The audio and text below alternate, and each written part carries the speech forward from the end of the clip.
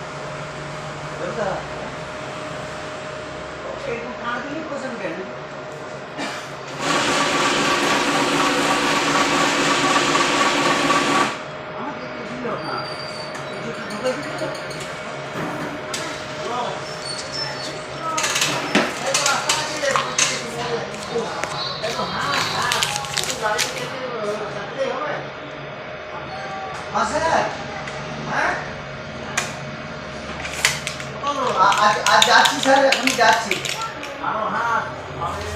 না।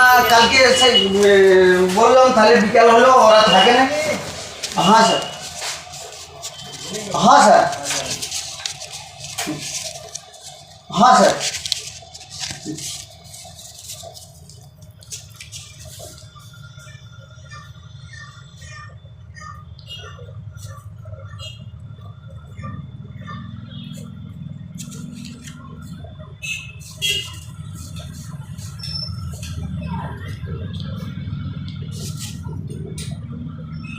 তো বন্ধুরা, ফাইনালি তোমরা তো দেখতেই পেলে টাকা তোলা কমপ্লিট হয়ে গেছে। তো তোমরা কমেন্ট করে অবশ্যই জানাবে কত টাকা আমি তুললাম। তো মানে ব্যাংকের ভিতরে আরও ভিডিও হতো, কিন্তু একটু মানে ভয় লাগতেছিল, মানে প্রথমবার করছি তো এই জন্য ভয় লাগতেছিল। আমি যদি কেউ কিছু বলে এই জন্য ভিডিও করলাম না। মানে ভিডিওটা আরটুকু বড় হতো, তোমরা সব কিছু শেয়ার করতে পারতাম, কিন্তু ভিডিওটা করা হলো না।